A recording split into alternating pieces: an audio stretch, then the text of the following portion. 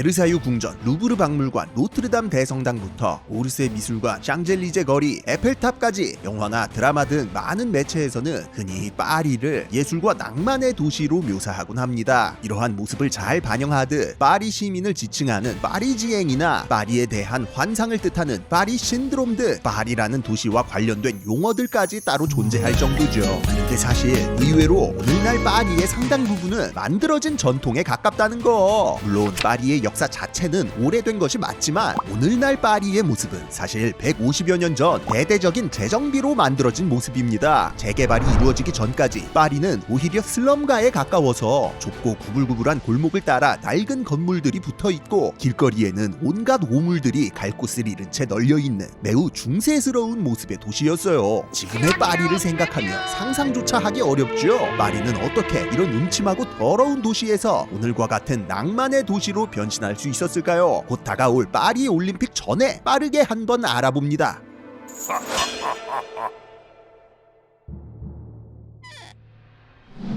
유럽에는 오래된 도시들이 많습니다. 한 도시에 고대 시절부터 중세, 근대에 이르기까지 수많은 건물들과 유적들이 켜켜이 쌓여 있어서 오늘날에는 관광 자원으로서도 그 역할을 톡톡히 하고 있죠. 수십 수백만 명씩 동원돼서 왕이나 황제가 점 찍어준 자리에다가 도시 하나 뚝딱 건설하고 새로운 왕조 개창되면 그 전 왕조 수도 불태워버렸던 아시아와는 달리 유럽의 도시들은 각지에 할거하던 촌락들이 강성해지면서 자연스럽게 형성된 경우들이 대부분이었는데 중앙 집권 국가의 출현이 늦었던 만큼 각 지방의 공동체들이 각자 도생하던 역사적 맥락이 있기도 하고 또 그런 이유로 아시아와 같이 대규모 인력을 동원할 수도 없었기 때문입니다. 때문에 도시의 역사 자체는 오래됐어도 그 규모나 인구수에서는 생각보다 소소한 그런 맛이 있지요. 파리 역시 무려 기원전 센강 중류의 하중도에 건설된 작은 촌락이 그 기원인데요. 고대 시기 갈리아를 정복한 로마가 도시로서 개발한 이후 프랑크 왕국 시기를 거치며 서프랑크의 중심지로 발전. 카페 왕조 시기 이후에는 프랑스의 명실상부한 수도로 완전히 입지를 굳히게 됩니다. 하지만 방금까지 설명했듯 유럽의 도시들이라는 게 몇몇 예외적인 경우를 제하면 다들 중소규모를 벗어나지 못했던 터라 파리도 16세기까지는 인구 30만 명의 벽을 채 넘지 못하고 있었어요.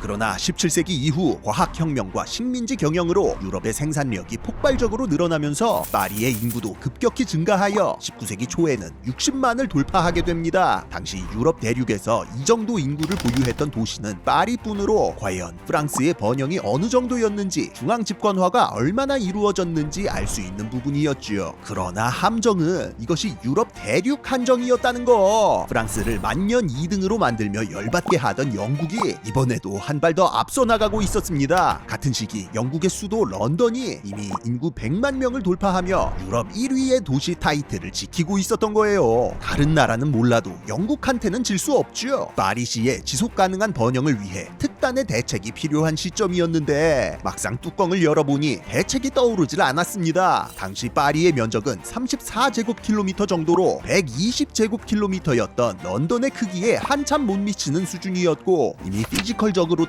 인구 수용량 한계에 봉착한 상황이었거든요. 심지어 주거 환경의 질 자체도 상상 이상으로 낙후되어 사실상 중세시대랑 크게 다를 바가 없었는데요. 일단 건물 내에 화장실이 제대로 보급되지 않아서 아직도 요강에 똥 싸고 창밖으로 그냥 뿌려버리던 게 일상이었던 데다가 당시에는 주요 교통수단이 마차였어서 여기에 말똥 토핑까지 추가되기 일쑤였습니다. 이외에도 정육점이나 어물전에서 나오는 각종 사체와 부산물들까지 길거리에 돌아다녔고 도시 안에 공동묘지까지 있었던 터라 지하수 오염도 매우 심각한 문제였고요. 그런데 하필 당시 영국이 산업혁명을 등에 업고 빅토리아 시대의 전성기를 열어제끼고 있었던지라 주거 환경도 환경이지만 일단 산업 인프라 확충이 더 우선이라는 게 프랑스 당국의 생각이었다는 거. 그래서 이런 오물천지의 파리 시내에다가 공장과 철도까지 오지게 깔아버립니다. 이러다 보니 지방에서 일자리를 찾아 더 많은 사람들이 올라오고 그 사람들이 길거리에 똥을 쌓는 악순환이 반복됐어요. 때문에 폭우 같은 거 한 번 쏟아졌다 하면 장티푸스나 콜레라 터져서 시민들 때로 죽어나가는 게 일상이었죠. 그러나 지금 부르봉 왕정 복고에 7월 혁명, 2월 혁명까지 터지면서 정치 상황이 너무 혼란했던 터라 도시 환경 정비는 우선순위에서 계속 밀리기만 했다는 거. 결국 19세기 중반 무렵 파리의 인구는 도시 환경이 거의 정비되지 않은 상태로 기어이 100만을 넘겨버립니다. 이러다가 다 죽어! 도시인지 돼지우리인지 모를 환경 속에서 파리 시민들의 고통은 날로 심해져만 갔는데,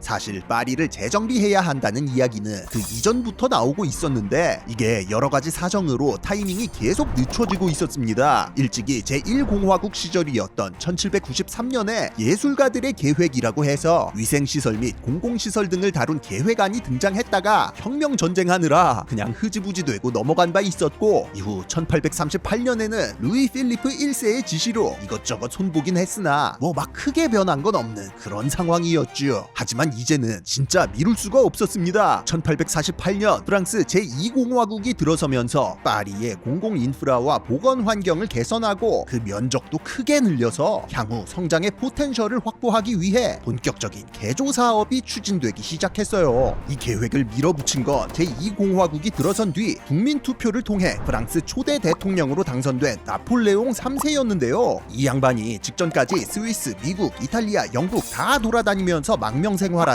이제 막 프랑스 들어온 사실상의 해외 교포였던지라 세계 최고 라인 강대국의 수도라기엔 어울리지 않는 파리시의 도시 환경에 충격을 받아버린 것이었습니다. 이건 뭐 중세시대도 아니고 다 쓰러져가는 건물들의 길바닥은 사람똥, 짐승똥 천지니까 이대로는 안 된다. 파리에 대대적인 정비가 필요하다라는 생각이 안 들 수가 없었던 거죠. 자, 그런데 대통령이 할 일도 많은데 여기에 직접 매달릴 순 없죠. 나폴레옹 3세는 이 거대한 스케일의 개조 사업을 실현하기 위한 실무자를 찾아 나서고 마침내 내무부 장관 베르시니의 추천으로 한 사람을 소개받습니다. 그것은 바로 조르주 의젠 오스만 남자. 남프랑스 곳곳에서 공공행정으로 능력을 인정받고 얼마 전 지롱드 지사로 부임하여 일하고 있던 인물이었죠. 이 사람이라면 맡겨볼만 하겠다 싶었던 나폴레옹 3세는 1853년 오스만을 오늘날로 치면 파리 시장으로 볼 수 있는 센 지사 자리에 임명하고 대대적인 파리 정비 임무를 맡기게 됩니다. 파리는 프랑스의 심장이 되어야 한다. 그렇게 오스만 남작의 지휘 아래 파리의 환골 탈태가 시작되는데, 오스만이 가장 먼저 착수한 작업은 역시 도로, 정확히는 직선 대로를 까는 것이었습니다. 이미 이 시기에도 편리한 교통이 곧 상공업 발전과 직결된다는 인식은 널리 퍼져 있었던지라 오스만은 대로를 중심으로 여기에 기존의 도로나 공공시설들을 유기적으로 연결하기 시작해요. 특히나 개선문을 중심으로 사방으로 뻗어나간 이 방사형의 도로는 당시까지 도입된 바 없었던 새로운 개념으로 오늘날에도 파리를 상징하는 특징적인 요소로 각인되어 있죠. 그런데 사실 여기에는 나폴레옹 3세의 숨겨진 의도가 있었다는 거. 사실 이런 뻥 뚫린 방사형의 직선 도로는 유사시 폭동 진압의 용이한 형태였습니다. 당시 시위의 메타는 도로나 골목을 바리케이드로 막고 일대를 점거, 농성하는 방식이었어서 좁은 골목길이 많을수록 찾아내기도 어렵고 진압하기도 힘들었는데요. 이렇게 잔잔바리 골목길들 다 밀어버리고 방사형 대로를 깔아버리면 집결하는 시위대를 조기에 발견하고 기병대나 포병 등으로 밀어버리기가 편했거든요.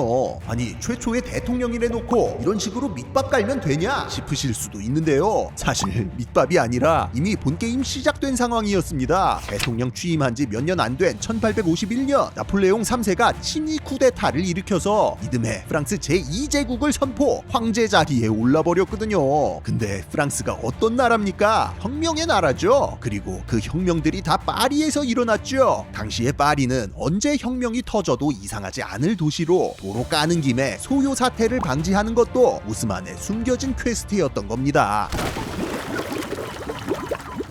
무튼간 이런 다양한 목적으로 파리에는 2년에 걸쳐 총 165km에 달하는 도로가 신설 및 재정비됐고 다음 단계인 아파트의 건설이 착수됐습니다. 자, 그런데 사진들 보시면 뭔가 도로를 따라서 엄청난 통일성이 느껴지시죠? 경우에 따라선 아파트가 아니라 마치 도로를 따라 이어진 벽처럼 보일 정도인데 이것이 오늘날 파리에서도 흔히 볼 수 있는 오스만식 아파트입니다. 실제로 이런 통일감은 다분히 의도된 것으로 오스만은 도시를 대대적으로 단계로 정비하는 과정에서 빵떼옹, 노트르담, 개선문 같은 당시의 랜드마크들을 도시의 포인트로 삼아야 한다고 생각했는데요. 이 때문에 아파트들을 건축하는 과정에서 온갖 규제를 때려박아 통일성을 최우선으로 하여 건설한 것이었죠. 그렇게 지어진 오스만식 아파트는 기본적으로 6개의 층수로 규격화된 구조를 가지고 있었습니다. 우선 0층에는 카페나 식당 같은 상점이 들어섰는데요. 그 위인 1층은 대개 상점의 사무실이나 창고 혹은 상점 주인의 숙소 등으로 활용돼서 사실상 2층부터가 주거 공간의 시작이라고 볼 수 있었죠. 당연하지만 이 당시에는 엘리베이터가 없으니 층이 낮을수록 로얄층이었고, 특히나 2층에는 발코니까지 설치되어 있어 주로 돈 많은 부유층이 거주했다고 합니다. 반대로 층수가 높아질수록 가격은 더 떨어지는지라 꼭대기층은 돈 없는 학생이나 예술가 혹은 독신자 등이 주로 거주하는, 오늘날로 치면 뭐 일종의 옥탑방, 고시원 같은 느낌이었다고 해요. 한편 아파트 건설이 어느 정도 완료된 이후에는 도로망과 녹지 체계를 연결하는 작업이 시작되었습니다. 오늘날의 뱅센 숲이나 블로뉴 숲, 몽소, 몽수리, 휘트쇼몽 같은 공원들도 이 당시 오스만에 의해 도로망을 고려하여 계획적으로 만들어진 것들로 지금까지도 파리 시민들의 휴식처가 되어주고 있죠.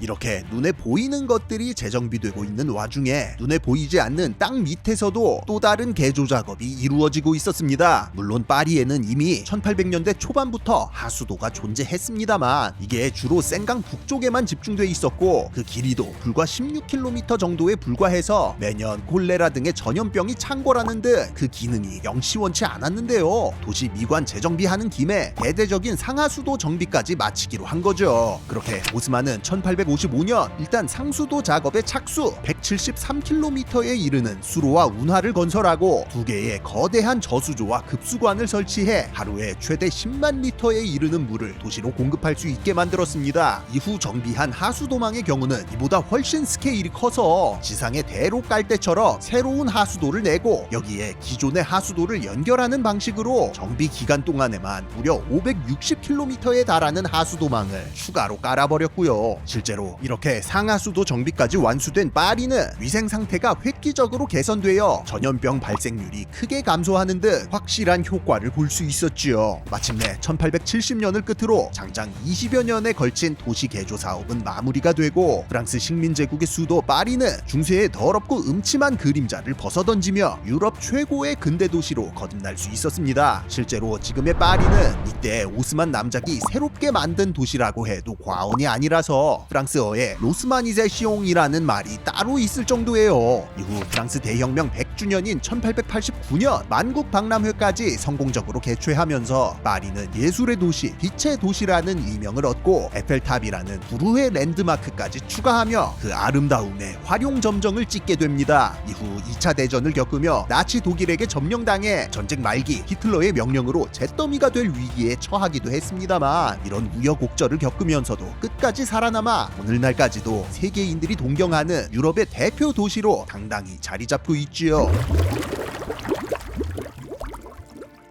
물론 세상 모든 일이 그렇듯 파리를 근대 도시로 바꿔준 이 역사적인 재정비 사업에도 부작용이 없었던 건 아닙니다. 기존의 건물들을 밀어버리는 과정에서 수많은 시민들이 마땅한 주거 대책도 없이 도시 외곽으로 쫓겨났고, 중심부에 살던 사람들도 이 프로젝트가 진행되는 장장 20여 년의 기간 동안 매일매일 공사에 의한 소음 공해와 도로 통제 등의 불편함에 시달렸거든요. 그러나 그럼에도 불구하고 결과론적으로 이 사업은 오늘날 매우 성공적인 도시 재개발이라 평가받고 있습니다. 훗날 지어지는 에펠탑 정도만 제외하면 오늘날 우리가 보는 파리의 모습과 크게 다르지 않을 정도로 기초를 잘 다져놓아서 실제로 파리 시내의 오스만식 아파트들 대다수가 아직도 그대로 사용되고 있을 정도죠. 파리 올림픽 기념으로 파리의 환골탈태 스토리 한번 풀어봤는데요. 이번에는 경기가 이루어지는 대부분의 장소들을 파리의 명소들과 연계하겠다고 천명한 만큼 요즘 파리시에서는 대대적인 환경 미화 작업과 함께 도시 정비에 나섰다고 합니다. 과거 오스만이 100년 이상을 바라보고 파리를 재정비했던 것처럼 이번 올림픽도 100년 동안 기억될 성공적인 축제로 남을 수 있을까요? 흉흉한 국제 정세 속에서 이번 올림픽이 화합의 장이 되길 바라며 영상 마치겠습니다. 지금까지 지식해적단의 키드 그리고 킬로였습니다. 감사합니다.